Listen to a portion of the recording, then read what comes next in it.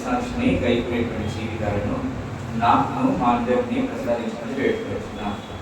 అయ్యా, బోధించుటకు మీ యొక్క ఉపకారాత్మ సహాయమును నాకు మెండుగా ప్రసాదించమని బ్రతిమలాడుతున్నాను. అయ్యా, మాట్లాడుతున్నది నేను మాట్లాడాలంటే మీ యొక్క నోటికి దూరంగా వాడుకొని అమూల్యమైనటువంటి సంగతులను మా అందరికీ నేర్పించుకుని వేడుకొచ్చున్నాను. ఎందుకంటే రావాల్సినటువంటి ప్రియులు అనేకులు ఉన్నారు. ఆయన నిజంగా ఆశపడినటువంటి వారందరికీ మీ యొక్క సన్నిధాన భాగ్యమును ప్రసాదించి సమస్త మహిమ ఘనత ప్రభావాలు మీరు పొందమని యేసు దివ్యనామమున ప్రార్థించి వేడుకొచ్చున్నాము తండ్రి. ఆమేన్. మంచిది. ఈరోజు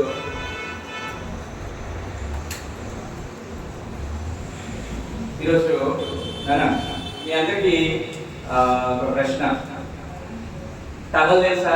టవల్ టవల్ టవల్ తువాలు తువాలు అంటారు కదా. తువాలు రుమాలు అంటారు. మీకు తెలుసా? ఎంతమంది తెలుసు?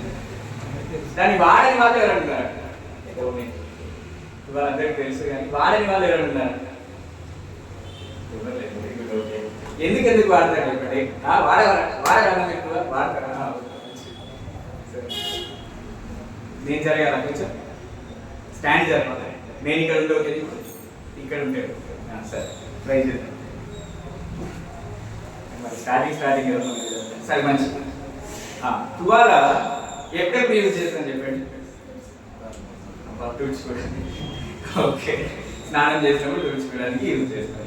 ఇంకా అంతేనా? సరే, ముఖం కడిగిన తర్వాత కూడా తుడుచుకోవడానికి. అంతేనా? ఒకటి తుడుచుకోవడానికేనా? చేనుకు పోయేటప్పుడు అవి తలపాగలాగా చుట్టుకోవడానికి. ఇంకా అంతేనా? చలి పెట్టినప్పుడు కప్పుకోవడానికి. సరే, ఓకే, 90% యాక్సెప్ట్ చేయాలి. ఏమి లేనప్పుడు కింద పరుచుకోవడానికి. ఓకే, ఇంకా ఇంకొకటి చెప్పేసి నేను సాటిస్ఫై అయిపోతాను. 2-3 చెప్పిన మంచిదే. ఒకటి, నేను బలమైనటువంటి పని చేసినప్పుడు ఏం చేశాను? నడుము కట్టుకుంటారు కదా. బలమైనటువంటి పని చేసేటప్పుడు వంట చేసేటప్పుడు ఉంటారు. పెద్ద వంట చేసే వాళ్ళు ఏం చేస్తారు? నడుముకి తువాలు కట్టుకుంటారు. ఆడలు కూడా కట్టుకుంటారు పెద్ద పెద్ద వంటలు చేసేటప్పుడు. అంటే ఇవాళ మనకి ఇన్ని విధాలుగా యూజ్ అవుతూ ఉంటాం. ఈ తువాల నుండి కొన్ని ఆత్మీయ పాఠాలు నేర్చుకోవడానికి ప్రయత్నం చేయాలి. తువాల నుండి కొన్ని ఆత్మీయ పాఠాలు నేర్చుకోవడానికి ప్రయత్నం చేయాలి. తువాల నుండి కొన్ని ఆత్మీయ పాఠాలు నేర్చుకోవడానికి ప్రయత్నం చేయాలి. ఏదైనా ఒక వాక్యం స్ట్రైక్ అయిందంటే ఏదో ఒకటి ఉండే ఉంటుంది. ఎక్కడో ఒకటి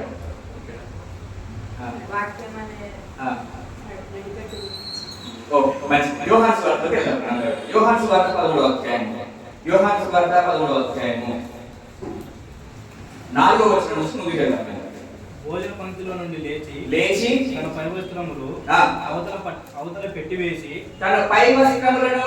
పెట్టివేసి ఒక తువాలు తీసుకొని ఏం తీసుకున్నాడట?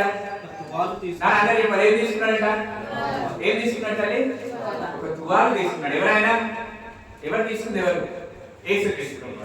కింది చదువుకున్నాడు. తువాలు తీసుకొని నడుమునకు కట్టుకొనేను. అంతట పల్లెములో నీళ్లు పోసి శిష్యుల పాదములను కడుక్కొనుటకు తాను కట్టుకొని ఉన్న తువాలుతో తుడుచుటకు మొదలు పెట్టాను. ఇదండి తువాలు. యేసు క్రీస్తు ప్రభువారంట ఆ తువాలు నడుమును కట్టుకొని ఆ తర్వాత శిష్యుల పాదములను పల్లెంలో పెట్టుచు వాళ్ళ పాదములను కడిగి ఆ తువాలతో తుడుస్తా వస్తా ఉన్నాడంట. ఇప్పుడు ఈ తువాల నుంచి, ఇక్కడ ఉన్నటువంటి తువాల నుంచి ఏం నేర్చుకోగలుగుతాము? తగ్గించుకోవడం. దేనిని చూపిస్తూ ఉంది? తువాలు తగ్గించుకోవడము అనేటువంటి దాన్ని మనకు నేర్పిస్తూ ఉంది. తువాలు ఏం నేర్పిస్తున్నా? మనల్ని మనము ఎట్టి విధంగా తగ్గించుకోవాలి అనేటువంటి విషయాన్ని ఈ తువాలు. యేసు క్రీస్తు ప్రభువారు తండ్రి అయినటువంటి దేవుడితో సమానుడుగా ఉన్నటువంటి వాడు, పరలోకమందు ఉన్నటువంటి వాడు, ఆయన నిత్యుడిగా ఉన్నటువంటి వాడు, సర్వ సృష్టికి ఆధారభూతమైనటువంటి వాడు. ఆయన ఏం చేస్తున్నాడు? ఈ తువాలు తీసుకొని శిష్యుల యొక్క పాదములను తుడుస్తా ఉన్నాడు.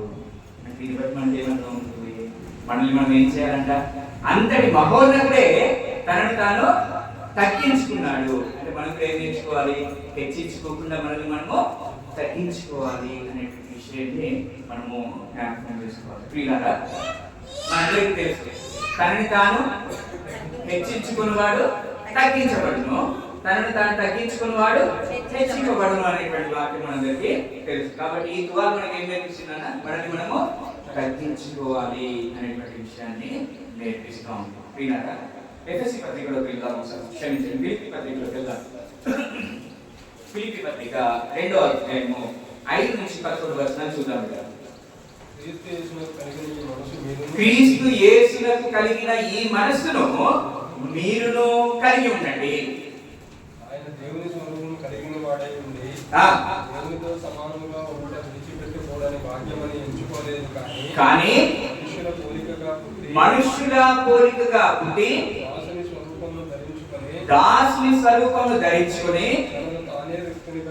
తనను తానే రిక్తునిగా చేసుకుని. చూడండి, ఆయన దేవునితో ఉండుట సమాన భాగ్యమని ఎంచుకునలేదు కానీ, సమానంగా ఉండుట భాగ్యమని ఎంచుకునలేదు కానీ, తనను తాను తగ్గించుకొని రిక్తునిగా మనుష్యాకారంలో వచ్చాడు. ఎందుకు తగ్గిపడి? తండ్రితో సరి సమానమైనటువంటి వాడు.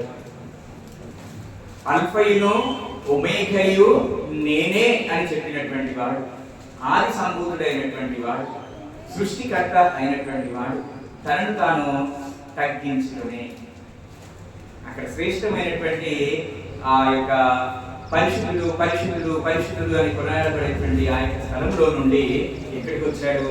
తనను తాను తగ్గించుకుని మన మధ్యలోనికి రిక్తునిగా అని చెప్పేసి, అంటే ఏమీ లేనటువంటి వాడిగా. రిక్తునిగా అంటే ఏంటన్నా, ఏమీ లేదంటే ఏమీ లేనటువంటి వాడిగా మన మధ్యలోనికి వచ్చినట్టుగా మనం చూస్తా ఉన్నాం. ఈ ద్వారా ఏం నేర్పిస్తున్నాడు మనందరికీ? తగ్గింపు. మనం అందరూ ఏం కలిగి ఉండాలి? తగ్గింపు కలిగి ఉండాలి. మనం చాలాసార్లు మనకు ఉన్నటువంటి ఉద్యోగాన్ని బట్టో, మనకున్నటువంటి ఆస్తిపాస్తులను బట్టో, మనకున్నటువంటి బలగాన్ని బట్టో, మనకున్నటువంటి పేరును బట్టో మనం ఏం చేస్తూ ఉంటాము? గర్విస్తూ ఉంటాం, కొంచెం గర్వము ఉంటా ఉంటాం. అందుకనే దేవుని యొక్క లేఖనము సూటిగా చెప్తా ఉంటారు, నాశనానికి ముందు గర్వం నడుస్తుంది. కాబట్టి గర్వం ఎంత మాత్రము ఉండ తగదు, కానీ మనం ఎప్పుడు కూడా తగ్గించుకునేటువంటి వారంగా మనము ఉండాలి. మనకి ఎంత బ్యాక్గ్రౌండ్ ఉన్నా కానీ మనం ఎలా ఉండాలన్నా తగ్గింపు జీవితము కలిగి ఉండాలి. మనందరికీ తెలుసు, ఒక పరిసయుడు ఉన్నాడు, ఒక సుంకరి ఉన్నాడు. ఉన్నారా లేదా? పరిసయుడు ఏం చేసిందన్నా, తనను తాను హెచ్చించుకుని ప్రార్థన చేసింది.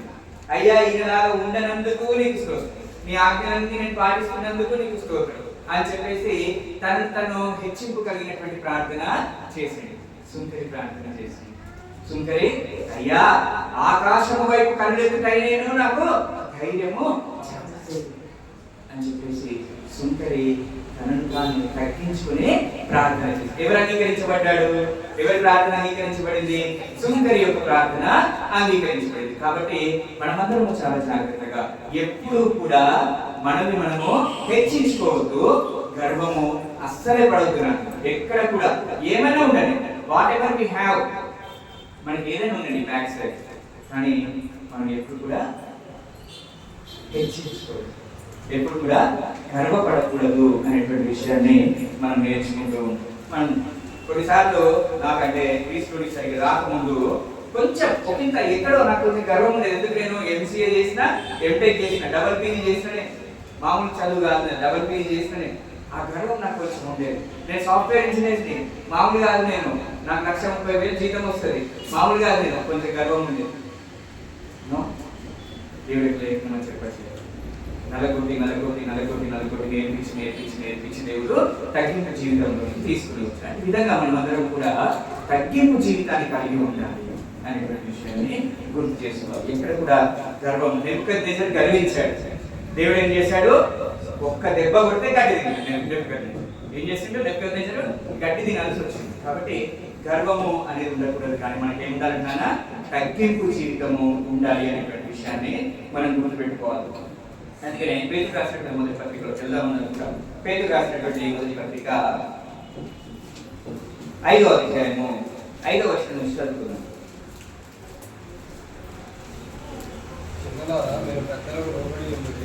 లోబడి ఉండి ఎదుటివారి వెంట మనం ఎట్లుండాలంటే అందరూ కూడా దీన మనస్సు అనేటువంటి వస్త్రాన్ని ధరించుకొని ఉండాలి. దీన మనస్సు అంటే ఎప్పుడు కూడా తగ్గింపు జీవితం కలిగి. దీనమ్మ అని పేరు పెట్టుకుంటే సరిపోదు. దీనమ్మ అని పేరు పెట్టుకుంటే సరిపోయిందా? దానికి తగ్గట్టుగా దీనుడై ఉండాలి. అంటే ఆయన దగ్గర మనం ఎలా ఉండాలి? తగ్గించుకుని మనము ఉండాలి అనేటువంటి విషయాన్ని జ్ఞాపకం చేసుకోవాలి. ఎప్పుడు కూడా అహంకారులను ఎదిరించి దేవుడు దీనులకు నాకు కృపణిస్తాను అని చెప్పేసి అన్నాడు. ఆయన అహంకారాన్ని ఎదిరించి దీనులకు నాకు కృపణిస్తాను అని చెప్పేసి చెప్పాడు దేవుడు. కాబట్టి మనం ఏం చేయాలి? వీటన్నింటిని బట్టి మనం ఆ తువాలు మనకి ఏం నేర్పిస్తుంది నాన్న? తగ్గింపు కలిగినటువంటి జీవితాన్ని మనం అందరము కలిగి ఉండాలి అనేటువంటి విషయాన్ని మన దేవుడు అక్కడ నేర్పిస్తున్నట్టుగా మనం చూస్తా ఉన్నాం. మనకి లోక సామెత తెలుసు కదా? లోక సామెత తెలుసా? అన్ని ఉన్న ఆకు అనిగని ఉంటదంట, ఏమీ లేని ఆకు ఎగిరెగిరి పడుతుందంట. అవునా? కాబట్టి అన్ని ఉన్నాయి ఎట్లా ఉంటాయి? అనిగని ఉంటాయి, అంటే తగ్గించుకుని ఉంటాయి. మన సురేషన్ లాగా అన్ని ఆయన చాలా నాలెడ్జ్ ఉంది గ్రంథంలో, మంచి స్టేటస్ ఉంది సోషల్ గా, మంచి అన్ని పాటిస్తాడు. కానీ ఆయన ఎప్పుడు కూడా మన దగ్గర తెలుసు ఆయన బిహేవియర్ మనం చూస్తాం. మంచి అది అట్టి విధంగా ఉండాల్సినటువంటి వారమై ఉంటున్నాం. ఇంకో సామెత కూడా ఉంది తెలుసా? నిండుకుండా తొనకదు. నిండుకుండా తొనకదు. ఎప్పుడు కూడా తగ్గింపు కలిగి ఉండాల్సి. ఇంకొక సామెత కూడా ఉంది లోకంలో. ఇంకో సామెత కూడా ఉంది. ఏంటంటే తక్కువ బియ్యానికి పొంగు ఎక్కువ. తక్కువ బియ్యానికి పొంగు ఎక్కువ అంట. ఇదిగో ఈ సామెతల ద్వారా కూడా దేవుడు మనకి ప్రపంచం చెప్తా ఉంది, దేవుని యొక్క గ్రంథం కూడా మనకు చెప్తా ఉంది. ఏమని? తగ్గించుకుని ఉండండి, గర్వము అహంకారము పనికిరాదు అనేటువంటి విషయాన్ని చెప్తా ఉంది. వీళ్ళరా చాలా జాగ్రత్తగా మన యొక్క ఆత్మీయ జీవితాన్ని తగ్గింపుతో ముందుకు తీసుకెళ్లాల్సినటువంటి వారమే. అర్థమవుతుంది ఆ విషయంలో ఉన్నాం అందరము. రైట్, మంచి. చూడండి, ఒక ఆమె ఉందంట. ఆమె ఊర్లో చింతకాయల చెట్టు దగ్గరికి వెళ్ళి ఆ కింద పడ్డ చింతకాయల్ని ఏరుకొని వాటిని అమ్మి జీవనం కొనసాగిస్తూ ఉందంట. ఆమె మంచి యవనస్తురాలు, చాలా అందంగా ఉంటుంది, మంచిగా ఉంటుందంట అమ్మాయి చూడటానికి. అయితే ఒకసారి రాజు ఆ మార్గం గుండా పోతున్నాడంట. పోయేటువంటి క్రమంలో ఆమె చూసినప్పుడు ఇష్టపడ్డాడు రాజు. ఇష్టపడ్డప్పుడు ఆ అమ్మాయి నిన్ను వివాహం మాట్లాడతాను అని చెప్పేసి అన్నాడు. అంటే ఇంక అంతకన్నా సంతోషం ఏముంది ఆ అమ్మాయికి అని చెప్పేసి ఆ అమ్మాయి ఒప్పుకుంది. ఒప్పుకున్న తర్వాత సరే పెళ్ళైన తర్వాత ఇప్పుడు ఆమె హోదా ఏంటి? మహారాణి అయినా కాలేదు, మహారాణి. ఎక్కడుండే ఆమె? ఎక్కడుండే? చింతకాయలు కింద పడ్డటువంటి చింతకాయలను ఏరుకొని అమ్ముకొని జీవనం కొనసాగించేటువంటి ఆమె ఈరోజు ఎక్కడికి వెళ్ళింది? మహారాణి లాగా అయింది. మహారాణి అంటే ఇక మామూలా? ఇట్లా మాట పలకక ముందే 10 మంది దాసులు వస్తారు. మాట పలకక ముందే 10 మంది దాసులు వస్తారు. ఆమెకి ఏది అయినా కానీ కొదవ ఉంటుందా? ఏది కొదవ ఉండదు. అట్లా ఆమె మంచి జీవనాన్ని కొనసాగిస్తున్నటువంటి తరుణంలో ఒకరోజు వాళ్ళ ఇంటి దగ్గర నుంచి ఆ రాజమార్గం గుండా ఇంకొక అమ్మాయి చింతకాయలు అమ్ముకుంటూ వెళ్తాం. వెళ్ళేటప్పుడు ఈ మహారాణి చూసి పిలిచింది. అమ్మాయి ఇక్కడ అని చెప్పి పిలిచినప్పుడు ఈ అమ్మాయి వెళ్ళింది. అమ్మగారు ఈ చింతకాయ చాలా మంచిదండి, పుల్లగా ఉంటాయండి, పప్పు వేసుకోవచ్చండి, చింతకాయ పప్పు చేసుకోవచ్చండి, అది ఇది అని చెప్పేసి వాటి గురించి చెప్తా ఉంటాం.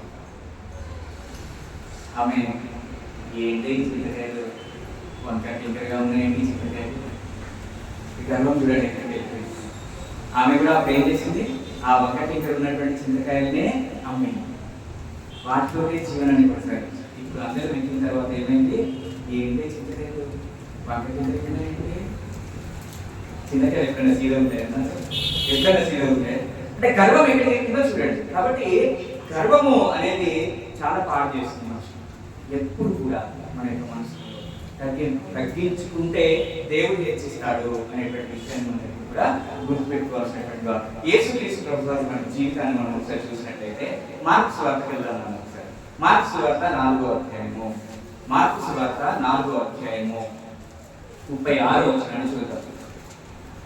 వారు జనులను పంపివేసి ఆయనను ఉన్న పాటున చిన్న దోణిలో తీసుకొని పోయారు. ఏ దోణి? పెద్ద పడవ కాదు.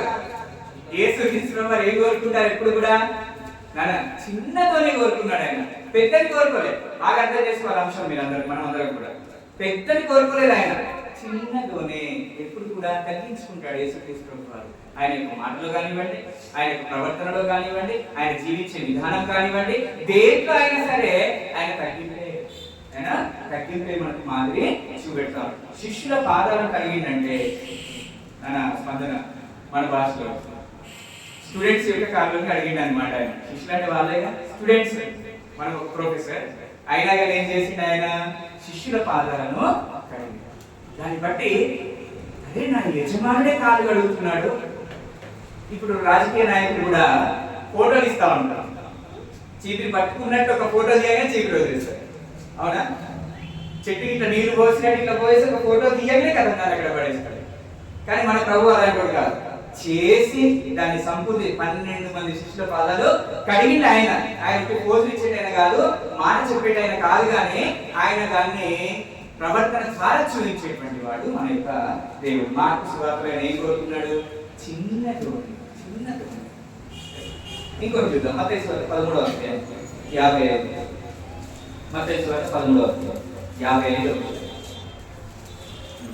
ఇతడు వడ్లవాని కుమారుడు కాడా? ఎక్కడ పుట్టిండు అన్న? ఎవరింట్లో పుట్టిండు? సంపన్నుడి ఇంట్లో పుట్టిండు యేసుక్రీస్తు ప్రభువారు. వడ్లవాడి ఇంట్లో పుట్టిండు అంటే సామాన్యుడి ఇంట్లో పుట్టిండు యేసుక్రీస్తు ప్రభువారు అని తగ్గింపున్నాను. ఆయన రావాలనుకుంటే ఎంత ఘనమైనటువంటి వాడికైనా రాగలడు, ఎక్కడ కావాలంటే అక్కడ పుట్టగలడు. కానీ ఒక సామాన్యుడి ఇంట్లో, ఒక వడ్డెన్ని పని చేసుకునేటువంటి వాడి ఇంట్లో యేసుక్రీస్తు ప్రభువారు పుట్టారు. అర్థమవుతున్నారన్నా? అంటే ఎంత తగ్గింపు ఉంది ఆయనకి? చిన్న ధోనినే కోరుకున్నాడు. సామాన్యుడి ఇంట్లో పుట్టడానికి మాత్రమే ఆయన ఇష్టపడ్డాడు. ఆయన పుట్టినప్పుడు ఆయన స్థలం ఉందా? ఆయన పుట్టినప్పుడు ఆయన స్థలం ఉందా? అక్కడ స్థలమే లేదంట. లేనందువల్ల పశువుల శాలలో ఆయన ఉంచడము జరిగింది. అంటే తగ్గింపు చూడండి. అది నన్ను మనం నేర్చుకోవాల్సినటువంటి మాటము. చాలా జాగ్రత్తగా మనం తెలుసుకోవాలి. లూకాసు వార్త 19వ అధ్యాయము 29వ వచనం చూద్దాం. లూకాసు వార్త 19:29. ఆయన ఒలీవ కొండల దగ్గర ఉన్న బెత్సగే బెతనియా అను గ్రామము సమీపమునకు వచ్చినప్పుడు తన శిష్యుల ఇద్దరిని పిలిచి, మీరు ఎదురునున్న గ్రామములకు వెళ్ళుడి. అందులో మీరు ప్రవేశింపగానే కట్టబడి ఉన్న ఒక గాడిద పిల్ల మీకు కనబడు. గాడిద పిల్ల, చిన్నది గాడిద పిల్ల. ఆయన గుర్రాన్ని కోరుకోలేదు. రాజుగా రావాల్సినటువంటి వాడు ఎలా రావాలన్నా? గుర్రం మీద రావాలి, లేదంటే ఏనుగు మీద రావాలి. కానీ నేను కోరుకుంటున్నాడు గాడిద పిల్ల. అది తగ్గింది. అట్టి విధంగా యేసుక్రీస్తు ప్రభువారు తన యొక్క ప్రతి మాటలో, ప్రతి ప్రవర్తనలో మనకు మాది కనపరుచుకున్నారు. కాబట్టి మనం ఏం చేయాలి? ప్రతి విషయంలో తగ్గించుకోవాలి అనేటువంటి విషయాన్ని గుర్తుపెట్టుకోవాలి. కొంతమంది వారికి ఉన్నటువంటి అందాన్ని బట్టి గర్వపడుతూ ఉంటారు. లేదంటే చాలాసార్లు నేను గమనించాను, జడ ఉంది ఒక ఆమెకంటే ఒక ఊర్లో ఒక ఆమెకు పొడవాటి జడ ఉందంట. పొడవాటి జడ ఉంది. ఇక ఆమె ఆ జడను ప్రదర్శించడానికి ఊరంతా తిరుగుతూ ఉంటుందంట. ఉట్టిగే అందరి దగ్గర నుంచి నాకింత పెద్ద జడ ఉంది అని చెప్పేసి చెప్పుకుంటూ తిరుగుతూ ఉంటుందంట. తిరిగేటువంటి క్రమంలో ఇంకొక ఆమె ఉంటుందంట ఆ ఊర్లో. ఆమెకి 70, 65, 70 వయసు వచ్చింది. అయినా కానీ పండ్లు ఊడిపోలేదు. అంటే పండ్లు మంచిగా ఉన్నాయంట, స్ట్రాంగ్ గా. ఆమెమో నాకు ఇంకా ఊడిపోలేదు చూడండి, నా ఎంత స్ట్రాంగ్ ఉన్నాయో చూడండి అని చెప్పేసి చెప్పుకుంటూ తిరుగుతుంది. వీళ్ళిద్దరికి తిరుగుతూ ఉంటే ఊళ్ళోళ్ళందరూ చూడే కదా ఎంత మంచి చుట్టూ, ఇంత స్ట్రాంగ్ పండ్లు ఉన్నాయని చెప్పేసి అనుకుంటారు ముందున్నారు. ఒకసారి ఒక ఆమె అసలు నేను చుట్టెట్లో పెంచిన నువ్వు చూద్దాం ఇట్లా ఇంత పొడుగుంది ఏంటి అని చెప్పేసి ఇట్లా పట్టుకుంది. అంతే ఊడి వచ్చేసింది. ఏమైంది? ఊడి వచ్చేసినట్టు అక్కడ ఏం పెట్టుకున్నట్టు ఆమె విగ్గు పెట్టుకొని క్షౌరం పెట్టుకొని ఉంది. దాన్ని చూసి ఈ స్ట్రాంగ్ పళ్ళ ఉంది కదా, ఆమె పక్క నవ్విందంట. నవ్వేసరికి ఆమె పళ్ళు చేతిలో పడ్డాయి. ఆమె ఏం పళ్ళవి? పెట్టుడు పళ్ళు. గర్వం ఏం చేస్తుంది నాన్న? మనల్ని నవ్వుల పాలు చేస్తుంది. గర్వం ఏం చేస్తుంది? నవ్వుల పాలు చేస్తుంది. కాబట్టి చాలా జాగ్రత్తగా మనల్ని మనము తగ్గించుకుంటూ ముందుకు వెళ్ళాల్సినటువంటి వారమే. ఇప్పుడు అంశంలోకి వెళ్దాం. ప్రియులారా, తువాలు మనకి ఏం నేర్పించింది? తగ్గింపు కలిగి జీవించాలి అనేటువంటి విషయాన్ని నేర్పించింది. ఇప్పుడు 13వ అధ్యాయం 6వ వచనం నుంచి చదువుతాం. యోహాను సువార్త 13వ అధ్యాయం 6వ వచనం. ఆయన సీమోను పేతురు వద్దకు వచ్చినప్పుడు అతడు ప్రభువా నీవు నా పాదములు కడుగుదువా? ఇగో పేతురు అంటున్నాడు, అయ్యా అయ్యా నువ్వు పరిశుద్ధుడవు, నువ్వు దేవుని కుమారుడవు, నువ్వు నా కాళ్ళు కడుగుతావా? వద్దు నాయన వద్దు అని చెప్పేసి అక్కడ పేతురు అంటున్నాడు. అనేటువంటి క్రమంలో అందుకు యేసు నేను చేయుచున్నది ఇప్పుడు నీకు తెలియదు కానీ ఇక మీదట తెలుసుకుందామని అతనితో చెప్పగా పేతురు నీవెన్నడూ నా పాదములు కడగరాదు. మళ్ళీ అంటాడు పేతురు, నేను చేసేది నీకు అర్థం కావట్లేదు పేతురు, నేను చేసేది చెయ్యని అని చెప్పేసి పేతురుతో అంటే మళ్ళీ పేతురు అంటాడు, అయ్యా వద్దు, అది ఎన్నటికీ జరగొద్దు అని చెప్పేసి అంటున్నాడు. అందుకు యేసు నేను నిన్ను కడగని ఎడల నాకు నీకు పాలు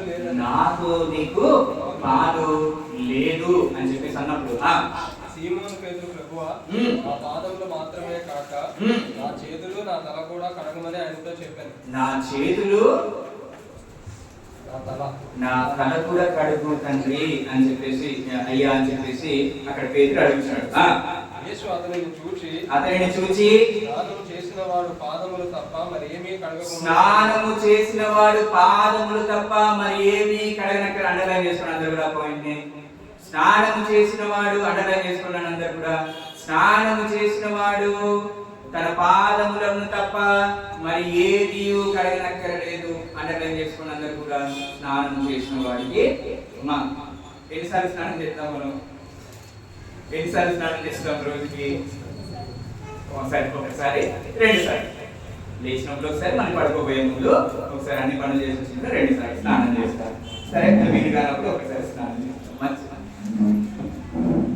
ఈ స్నానము దేని సూచిస్తుంది? తీతుకు రాసినటువంటి పత్రిక 3వ అధ్యాయము 15వ వచనాన్ని చూద్దాం. ఈ స్నానము దేని సూచిస్తూ ఉంది? తీతుకు రాసినటువంటి పత్రిక 3వ అధ్యాయం 15వ వచనాన్ని చూద్దాం.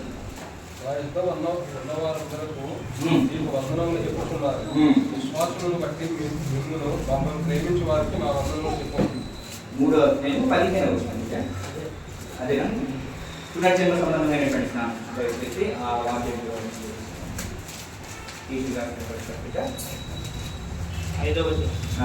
మనము నీతిని అనుసరించి చేసిన క్రియల మూలముగా కాక మన కనికరము చొప్పుననే పునర్జన్మ సంబంధమైన స్నానం ద్వారా పునర్జన్మ సంబంధమైనటువంటి స్నానం. పునర్జన్మ సంబంధమైన తీర్పు రాసినటువంటి పత్రిక 3వ అధ్యాయం 5వ వచనం. పునర్జన్మ సంబంధమైనటువంటి స్నానం ద్వారా అంటే ఏంటనేది బాప్తిస్మము. దేని సూచిస్తా ఉంది? స్నానము చేసిన వాడికి మరలా స్నానం అవసరం లేదు, కానీ పాదములు మాత్రమే కడుక్కోవాలి అని చెప్పేసి అంటున్నాడు. ఏంటా స్నానము అంటే బాప్తిస్మము. దేవుని నామమున మహిమ కలుగును గాక. ఆమేన్. బాప్తిస్మము ఒక్కసారి తీసుకున్నటువంటి వాడు మరలా తీసుకోవాల్సినటువంటి అవసరము లేదు అనేటువంటి విషయాన్ని అక్కడ. ఒక్కసారి స్నానం చేసినటువంటి వాడు తన పాదములు కడుక్కుంటే సరిపోతుంది అని చెప్పేసి యేసుక్రీస్తు ప్రభువు గారు చెప్పారు. ఏంటా స్నానము అంటే పునర్జన్మ సంబంధమైనటువంటి స్నానము. అంటే ఏంటది? బాప్తిస్మము. బాప్తిస్మము ద్వారా మనం ఏం చేయాలని అంటున్నాడు దేవుడు అక్కడ? పరిశుద్ధపరచుకోవాలి అని చెప్పేసి, రక్షణ పొందుకోవాలి అని చెప్పేసి చెప్తారు. ఎంతమంది రక్షణ పొందుతున్నాము? అయితే ప్రియులారా, ఒక వాక్యము చెప్పాలి. అంటే నీకోదేము ఉన్నాడు కదా, యోహాను సువార్తలో చూస్తాం కదా. ఆ నీకోదేము దగ్గర దేవుడు ఏం చెప్తున్నాడంటే, ఒకడు కొత్తగా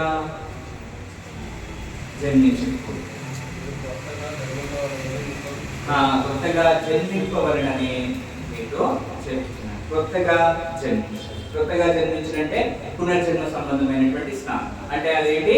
బాప్తిస్మము అని అంటున్నారు. ప్రియులారా, మనం తీసుకున్నటువంటి బాప్తిస్మము సరి అయినటువంటి బాప్తిస్మమా కాదా అనేటువంటి విషయాన్ని మనం జ్ఞాపకం చేసుకోవాలి.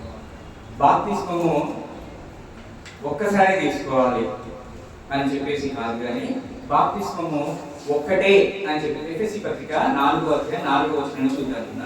ఎఫెసీ పత్రిక 4వ అధ్యాయం 4వ వచనాన్ని చూద్దాం. శరీరము ఒకటే, ఆత్మ ఒకటే, ఆ ప్రకారమే మీ పిలుపు విషయమై నిరీక్షణ ఉండుటకు పిలువబడుతుంది.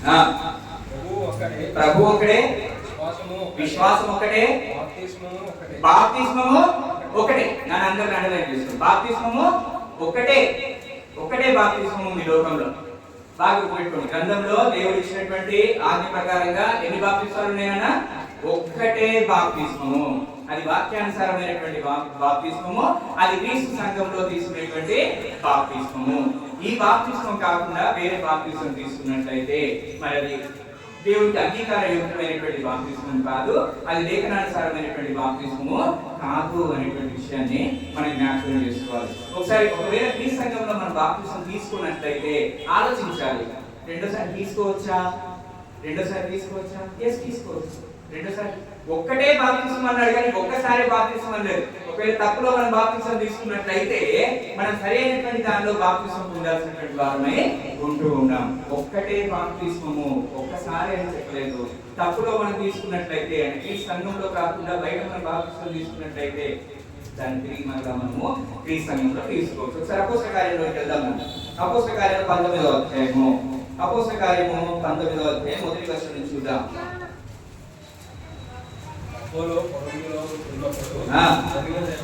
ఏమనగా పై ప్రదేశంలో సంచరించి ఎఫెసుకు వచ్చి కొందరు శిష్యులను చూసి మీరు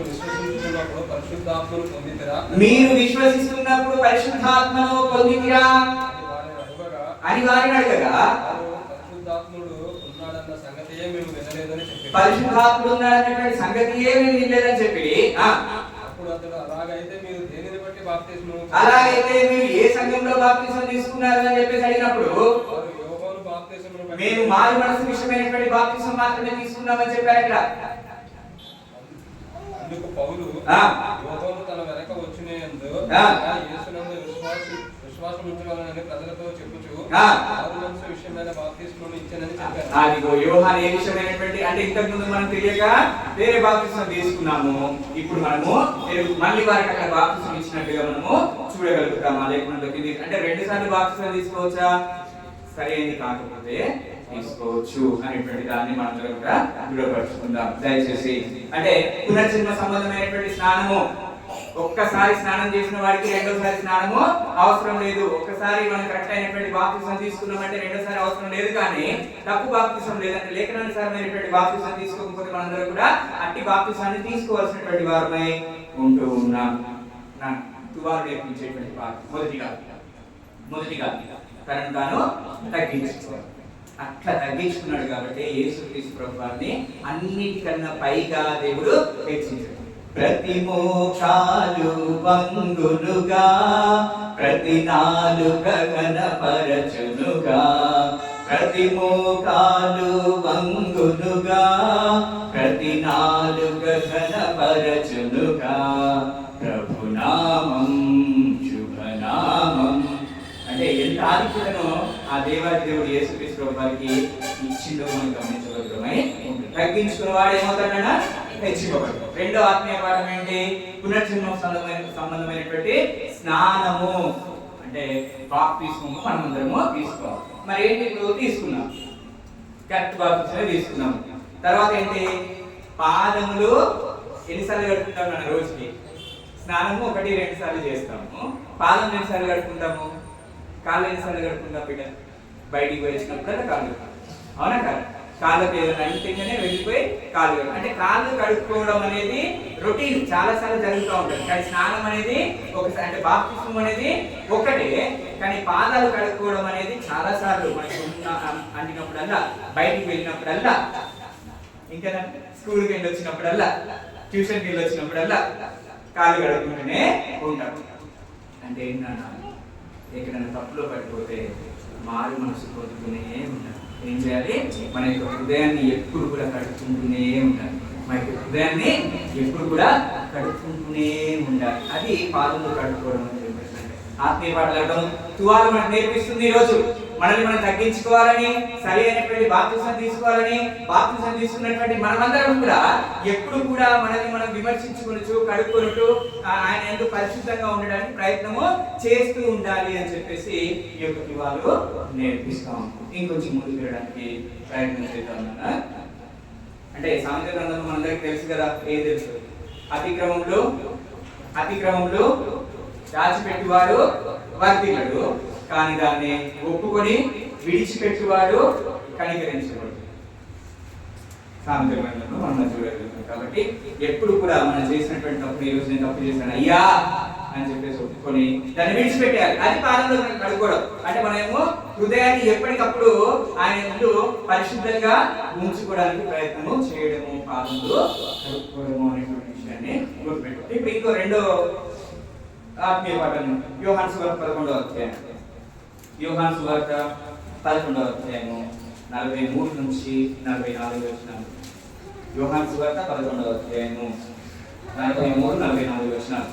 ఆయన అలాగ చెప్పి లాజరు బయటికి రమ్మని బిగ్గరగా చెప్పగా చనిపోయిన వాడు కాళ్ళు చేతులు నేత వస్త్రములతో కట్టబడిన వాడే వెలుపలకు వచ్చాడు. అతని ముఖమునకు రుమాలు కట్టి ఉండెను. అతని ముఖమునకు ఏం కప్పి ఉండేనంట? రుమాలు అంటే తువాలు కట్టి ఉండేను. అంతటా యేసు మీరు అతని కట్లు విప్పిపోనీయడని వారితో చెప్పారు. అదిగో ఆ రుమాలు చేత కట్టబడినటువంటి ఆ యొక్క కట్లను విప్పండి అని చెప్పేసి. ఇక్కడ ఒక తువాలు ఉంది మనకు, ఇక్కడ ఒక రుమాలు కనబడుతా ఉంది. ఈ రుమాలు ఏంటంట? పాప సంబంధమైనటువంటి కట్లతో మనం కట్టబడి ఉన్నాము. పాప సంబంధమైనటువంటి కట్లతో మనము కట్టబడి ఉన్నాము. వాటిని తెంపేసేసి, వాటిని విడిపించేసే అని చెప్పేసి లాజరు బయటికి రా అని చెప్పేసి పిలుస్తూ ఆయనకు ఉన్నటువంటి కట్లన్నీ, రుమాలను కూడా తీసేయండి. అంటే మనలో ఉన్నటువంటి పాప సంబంధమైనటువంటి పాత అలవాట్లన్నీ కూడా ఏం చేయాలంటే మనం కూడా తీసేయాలి అనేటువంటి ఈ యొక్క దివాలు నేర్పిస్తున్నారు. నా అంశంలో ఉన్నామా? నీరసపడిపోయినా మంచిది. లాజర్ దగ్గర లాజర్ ఏం చేసింది? ప్రేత వస్త్రముల చేత ఆయన కట్టేసి మొహానికంతా రుమాలు చుట్టేసిందండి. ఇప్పుడు యేసుక్రీస్తు ప్రభువు వచ్చేసి లాజరు బయటికి రా అని పిలిచి అక్కడ ఉన్నటువంటి వారందరికీ ఆయనకు ఉన్నటువంటి కట్టను విప్పండి, రుమాలు తీసేయండి. అంటే పాప సంబంధమైనటువంటి ప్రతి విషయాన్ని మనలో నుంచి తొలగించేసుకోవాలి అనేటువంటి ఆత్మీయ పాఠాన్ని ఇక్కడ ఉన్నటువంటి మనకు నేర్పిస్తా ఉంది. అందుకని ఎఫెసీయులకు రాసిన పత్రిక 2వ అధ్యాయము, ఎఫెసీ పత్రిక 2వ అధ్యాయం మొదటి వచనంలో మనం గమనించినట్లయితే మీరు పాపముల చేతను అపరాధముల చేతను చచ్చిన వారై ఉండగా అని చెప్పేసి అంటున్నాడు. మీరు పాపముల చేతను అపరాధముల చేతను చచ్చిన వారై ఉండగా అని చెప్పేసి దేవుని లేఖనము సెలవిస్తా ఉంది. కాబట్టి ఏంటన్నా మనము మన యొక్క పాపములను, మన యొక్క అపరాధములను ఏం చేయాలంట? విడిచిపెట్టాలి. ఆత్మీయ పాఠాన్ని ఇది నేర్పిస్తా ఉంటాం. 3వ వచనం యోహాను సువార్త 20వ అధ్యాయము 5 నుంచి 7 వచనాలు. యోహాను సువార్త 20వ అధ్యాయము 5 నుంచి 7 వచనాలు. వంగి నారబట్టలు పడి ఉండడం సూచన గాని అతడు సమాధిలో ప్రవేశింపలేదు. అంతటా సీమోను పేతురు అతని వెంబడి వచ్చి సమాధిలో ప్రవేశించి నారబట్టలు పడి ఉండటయు ఆయన తల రుమాలు నారబట్ట యొద్ద ఉండక నీళ్ళలో ఒక సాముల చుట్టి ఉండేలా చూశాడు. చూడు, ఇక్కడ యేసుక్రీస్తు ప్రభువారి సమాధి దగ్గర ఉన్నటువంటి సందర్భం ఇది. అక్కడ లాజరు ఉన్నటువంటి సందర్భాన్ని చూసాం కదా. ఆ రుమాలను తీసేయమన్నాడు దేవుడు. అంటే నీ పాపాన్ని, నీ కట్లను, నీ బంధకాలను అన్నింటినీ కూడా తొలగించుకో అని చెప్పేసి చెప్పాడు. ఇక్కడ యేసుక్రీస్తు ప్రభువారి యొక్క సమాధి దగ్గరికి వచ్చాం. ఆయన నారబట్టలు అవన్నీ కూడా తీసి పక్కకున్నాయంట. అంతేకాకుండా రుమాలు రాయబడి ఉందని అక్కడ కూడా నాప్కిన్ ఉందా? అప్పుడు కూడా తువాలు ఉందా? ఆ తువాలు ఎట్లుందంట? చుట్టి పక్కన పెట్టి. మళ్ళీ చదువుతున్నా ఆ వాక్యాన్ని. నారబట్టలు పడి ఉండటయు ఆయన తల రుమాలు నారబట్టల యొద్ద ఉండగా నేరుగా ఒక చోట చుట్టి పెట్టి ఉండటం. అదిగో చుట్టి పెట్టి, బాగా అండర్లైన్ చేసుకోవద్దని. ఆ రుమాలు ఎలా ఉందంట? చుట్టి పెట్టి ఉంది. చుట్టి పెట్టి ఉండడం అంటే నాన్న యూదా సాంప్రదాయంలో నేను తిరిగి వస్తాను అనేటువంటి సూచన. ఏంటది? నేను తిరిగి వస్తాను అనేటువంటి దానికి చుట్టి పెట్టి ఉండడం అంటే ఏదో మామూలు పదం కాదు. యూదా సాంప్రదాయంలో నేను మరలా వస్తాను, నేను తిరిగి వస్తాను, నేను సైలెంట్ అయిపోయాను, ఐ విల్ కమ్ బ్యాక్ అని చెప్పేసి యేసుక్రీస్తు ప్రభువారు అక్కడ చెప్తున్నారు. అంటే ఈ తువాల్ని బట్టి మనం ఏమర్థం చేసుకోవాలి? పునరుద్ధానంలో, ఆయన యొక్క పునరుద్ధానంలో మనం కూడా పాలిభాగస్థులం అవ్వాలి అనేటువంటి పాఠాన్ని మనము నేర్చుకోవాలి. తువాలు ఎంత మంచి పాఠాలు నేర్పిస్తున్నాయి కదా.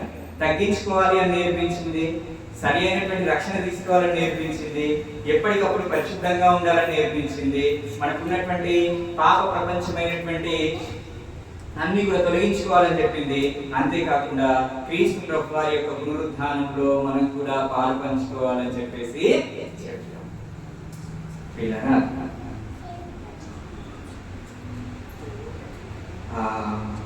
ఒకసారి ఒక తువాలేమో మన పాపాలన్నింటినీ కప్పింది, ఒక తువాలు మన పాపాలన్నింటినీ కప్పింది, ఒక తువాలు మనం తిరిగి జీవించడానికి, పునరుద్ధానం తిరిగి జీవించడానికి ముడిపడి ఉంటుంది.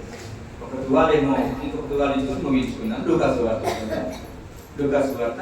19వ అధ్యాయము చివరి తువాలు గురించి నేర్చుకుంటాం. లూకాసు వార్త 19వ అధ్యాయము 12 నుంచి కొన్ని వచనాలు చదువుతాం. రాజకుమారుడు యొక్క రాజ్యము సంపాదించుకొని అలా రావాలని దూరదేశంలోకి ప్రయాణమై తన దాసులను 10 మందిని పిలిచి వారికి 10 మేనాలనిచ్చి అంటే ఇక్కడ చూడండి ప్రియులారా, ఇదే వృత్తాంతాన్ని మనం మత్తయి సువార్తలో చూస్తాము. తలాంతుల ఒక ఉపమానం, తలాంతుల యొక్క ఉపమానం నాన్న ఇది. మత్తయి సువార్త 25వ అధ్యాయంలో కూడా మనం ఈ ఉపమానాన్ని చూస్తాం. ఏ ఉపమానం ఇది? తలాంతుల ఉపమానం. దీన్ని మీనాలు అని చెప్పేసి చెప్పడం జరిగింది ఇక్కడ. మళ్ళీ చదవండి అదే వాక్యం. తన దాసులను 10 మందిని పిలిచి వారికి 10 మీనాలను ఇచ్చి నేను వచ్చే వరకు వ్యాపారం చేయడని వారితో చెప్పాను. అయితే పట్టణస్థులని ద్వేషించి ఇతడు మమ్మల్ని నేలట మాకు ఇష్టం లేదని అతని వెనక రాయబారము పంపి అతడు ఆ రాజ్యము సంపాదించుకొని తిరిగి వచ్చినప్పుడు ప్రతి వాడును వ్యాపారం వలన ఏమి సంపాదించినో తెలుసుకొనుటకై సొమ్మించిన దాసులను తన యుద్ధకు పిలవమని ఆజ్ఞాపించాను.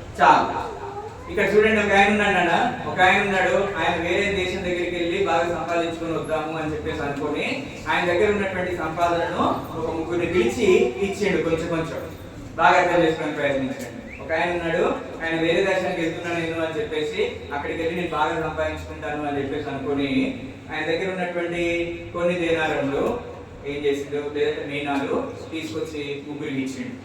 ఒకడికి 5, ఒకడికి 2, ఒకడికి 1 ఇచ్చిండు. ఇచ్చిండా? ఇచ్చిన తర్వాత అక్కడి నుంచి రిటర్న్ వచ్చినప్పుడు 5 ఇచ్చినప్పుడు ఏం చెప్పిండు? అయ్యా, నువ్వు ఇచ్చినటువంటి 5తో నేను ఇంకొక 5 సంపాదించాను, అలా నమ్మకమైనటువంటి మంచి దాసుడా అని చెప్పేసి అన్నాడు. ఇంకొకటి 2 తీసుకున్నాడు కదా ఆయన, అయ్యా నువ్వు ఇచ్చినటువంటి 2తో నేను ఇంకొక 2 సంపాదించిన అని చెప్పేసి అంటాడు. అలా నమ్మకమైనటువంటి మంచి దాసుడా అని చెప్పేసి అన్నాడు. ఇంకొకటికి ఎన్ని ఇచ్చిండంట? 3వ వాడికి 1 ఇచ్చిండు. అది మాత్రం చదువుదాం. 3వ అతను చదువు. అంతటా మరి ఒకడు వచ్చి అయ్యా, ఇదిగో నీ మీనా, నీవు పెట్టిన దానిని ఎత్తుకొనవాడమని పెట్టిన దానిని పోయేవాడమని కట్టినవాడు కనుక నీకు భయపడి దీనిని రుమాలను కట్టి ఎక్కడ పెట్టిండంట? కట్టి ఉంచుతుందని చెప్పారు. అండర్లైన్ చేసుకోండి. ఎక్కడ పెట్టిండంట? ఆయన రుమాలు కచ్చి సువాల్లో పెట్టేసిండంట ఆయన. అయ్యా, నువ్వు ఇలాంటి వాడవు అని నాకు తెలుసు కాబట్టి నేను ఏం చేసినంట, తువాలులో కట్టి పెట్టిన. అంటే దేవుడు మనకి ఇచ్చినటువంటి తలాంతులను మనం ఏం చేస్తున్నాం, కప్పి పెడుతున్నాము. ఈ తువాలు ఏం నేర్పిస్తుంది?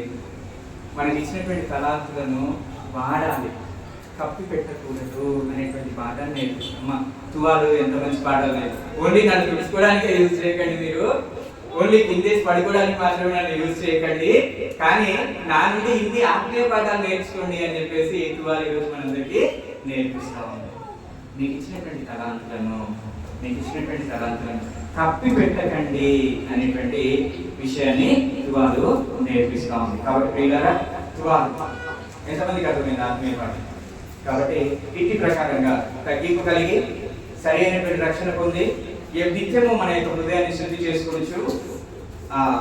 మనకున్నటువంటి బంధకాలను, లేదంటే పాప విషయమైనటువంటి వారిగా చనిపోయినటువంటి వారిని మరి క్రీస్తు యొక్క పునరుద్ధాన శక్తితో మనకు ఇవ్వబడినటువంటి తలాంతులను ఆయన యొక్క పరిచర్యలో, ఆయన యొక్క సేవలో మరి వాడబడాలని మనస్ఫూర్తిగా కోరుకుంటూ అవకాశం ఇచ్చినటువంటి దేవునికి కృతజ్ఞతలు చెల్లిస్తూ శ్రద్ధగా వినని అందరికీ వందనాలు చెల్లిస్తున్నాను.